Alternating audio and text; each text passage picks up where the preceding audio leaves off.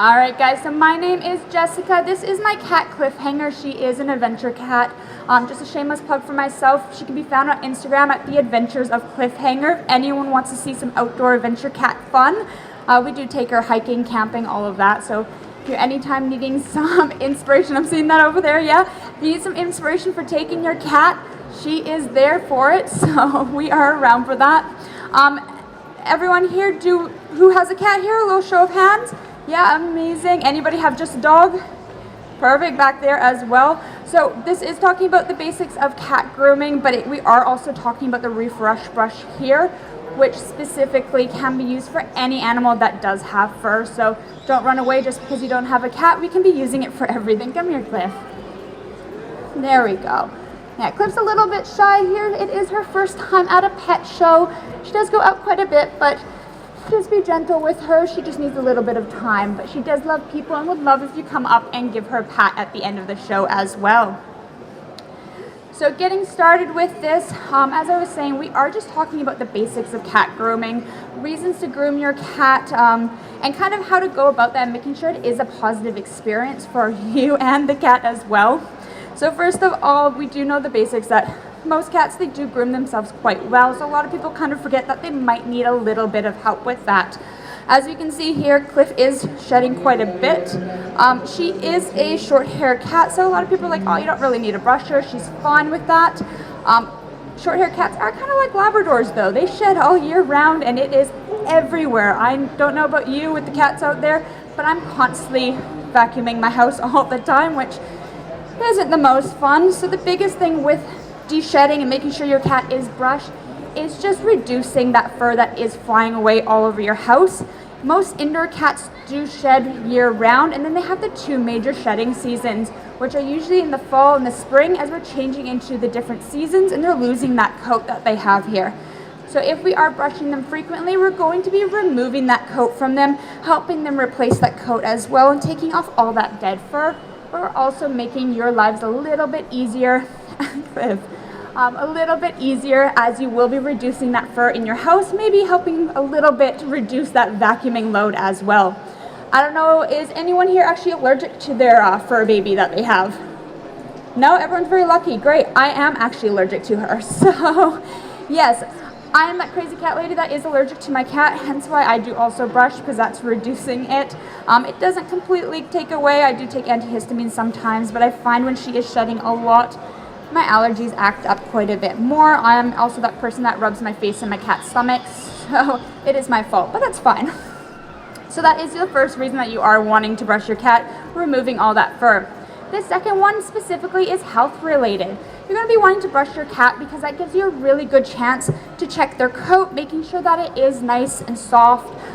It's not very dry, it's not brittle. It's also looking for any kind of spots. Sometimes cats have bald spots, and that can come from them over grooming, which can be from numerous different things such as stress or a medical condition.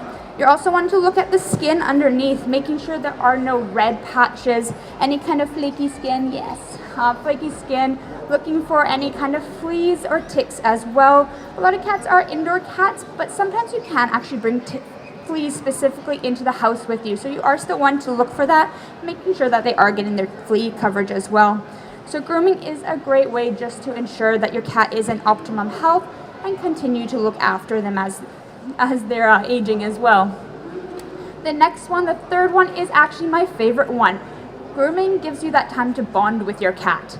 A lot of times, you're their only fun, their person. They want to see you, but we do live busy lives, so we wanted to make sure that we are giving them that undivided attention. This is especially true if her cat is a single cat like Cliff here. She is my only cat, so I do need to make sure I am giving her the attention she needs. So when we are having our brush sessions, we are just giving her that one-on-one time, giving her some love, attention, and it's great bonding, building that relationship with each other. So with cat grooming, we do know our cats are a little bit contrary sometimes. They may not be acting the way you want. They may not actually want to be brushed. So we try to start out and make the brushing experience as good and as pleasant as possible. Typically, we do recommend starting from a young age and making sure that they get used to it as early as possible. This isn't always possible for everyone. This could be just because you didn't brush them to begin with, which is fine, not everyone knows to, or because you've adopted an older cat who's not used to it. So with that, we do like to always say, start slow and start frequent. So with cats and everything, we do like to introduce everything to them slowly. We like to bring it into their environment, leave it next to them, give them maybe a chance to sniff it, yeah, like that. See how it is, maybe bring it next to them, make sure they're not scared of it. When introducing anything new, you start off slowly, so maybe just one brush stroke. See how that goes. If they like it, sure, continue on. If not, leave it. But we do, again, want to make this a positive experience. I always like to say, know your cat's reward style. Lots of cats have different reward styles. Cliff's here, obviously treats. This cat will never say no to a treat. She eats in a vet's office. It's an ongoing thing. Thank God she's not fat. Yes, you're doing well. It's because we walk her. So she's obviously a treat cat. Not all cats are treat driven. We right here are just using a creamy treat. I highly recommend this as a treat. Don't give it to them as food, but they are very easy. Most cats are kind of addicted to them. They're kind of like cat crack or a Go-Gurt. So, but they're really easy to use as they can just lick it up. They're not having to chew any kind of treats. So if you haven't tried these before, this one is the Dine one, but there are multiple different kinds. I think Churro has some. If you're in North America, they have millions. So like, try something like that. If your cat though 100% does not like treats, always try something else. Maybe they're a toy-driven cat. They want to play. You want your wand? So some will want to play, and that might be their positive interaction. Some just want love, so they just want to be touched, they want to be petted. So brush a little bit, then play a little bit, pet them a little bit, give them their love language, make it a positive experience. As you're moving forward, you still want to be interacting them with them like that. Hello. Play with them, love them. Just check in, making sure they're doing good, and always end the experience on a positive note. Once you're finished, before they get cranky, play with them, give them those treats, and end it so they are very happy. And that's keeping it on a positive. They're going to want to come back for more. Eventually, as you work up to longer sessions, they're going to start liking the brush more and more, and hopefully will actually come out for it when it comes out. With that, we are also wanting to look at different kind of brushes for your cat as well. Obviously, the different brushes will also affect their whole experience with it, as well as how well your cat's being groomed. Come back here, sweetheart. Cliff, obviously, right here, as I was saying, is a short hair cat, so she's needing a little bit less grooming, which is really good for me. I don't have to actually do that much with her. If you are having a longer hair cat, I know we were talking about a ragdoll back there somewhere, so the ragdolls will need a little bit more as well. Sometimes they get a little bit more matted, so you might need a few different brushes. You also might need to groom a bit more frequently. Cliff here, I normally aim for about once a week, just to make sure I'm keeping up to date on her coat. And with the shedding season approaching, I do try to get at least twice a week, more if she is kind of pulling off like this. Obviously, I have left her for this week just for this presentation, much to my coach's demise, but that's fine. So yeah, just making sure you are looking for the right brushes. I currently have two up here. These are my two favorite. The one right here is just like a normal rubber brush. You can get them in mitts, so they go right over your hand, or you can get them more as a brush as well. This one's really good specifically for your short hair cats, as it is more of a guard hair one. It's for like daily kind of sessions. It just pulls it right out on that. It's also good for cats who don't really like grooming. So it's a little bit more gentler on that. You can also go in circular, massage the skin. It brings that blood flow up and keeps their coat nice, as well as takes off any flaky bits on it as well. So that is our kind of daily brush we use there. And then our second brush here is one that I've newly added to my repertoire actually, and I've been loving it. She's actually been really liking it as well. It's one of the few brushes she does actually come back to me for more. Come here. There we go. Yes. Forever wanting treats. Yes, you are like a Labrador. So this one is really good, as it is actually a de-shedder brush. So that means it's not going to be one of your daily use brushes. It's more one that you are going to use weekly and more during the shedding period as well. The brush here, they do specifically have two different brushes, one for a short to medium hair coat, which is the one I have here. This is obviously the smaller head as well because she's little, but for the dogs, the large dogs out there, they have larger heads as well. And then there are larger, longer fur ones as well. The difference is in the blade. The shorter hair coat does have a double C blade, so it is getting down into that undercoat and pulling off that dead fur without breaking off the overcoat. And then the longer hair fur one does have an L shape, so you are wanting to get right into that undercoat without actually grabbing on anything. So the main priority is here that we are keeping it fur friendly. We're not wanting to break off the fur. We want to keep it nice and healthy. The other thing I do love about the brush is it is an Australian business. I like supporting local. So this is made right here in Australia, and it is made by the people right over there. So feel free to stop by, say hi, ask them about it. But they are just wanting to make sure that grooming is done right and that our pet's health and coat health is the utmost priority. So with the Refuresh brush, it's actually really easy to use. All we're going to do is pull it down just like that. And as we see, it's already pulling out stuff. It's right in there. Basically, I could make a second cat with this. Ooh, Cliff, you got so much fur. Yeah, so as we see, it is her shedding season, which, again, very unfortunate. But that was just a few brushes through right there. Looks like that. It's all over my table. I know, sweetheart. Okay, we can come down here. There we go. Whoop. Okay, Cliff's just taking a break under the table. That's fine. But the brush, yeah, as we said, we did just go through it a few times. We didn't even go hard. It just got pulled through. And then we do have that right there. My second favorite feature about this, which is not in my rubber brush, which is cheap and not actually that good, but which is not in that, is that it does have a movable head right here. So it's just going to push out that, and you're just going to pull across.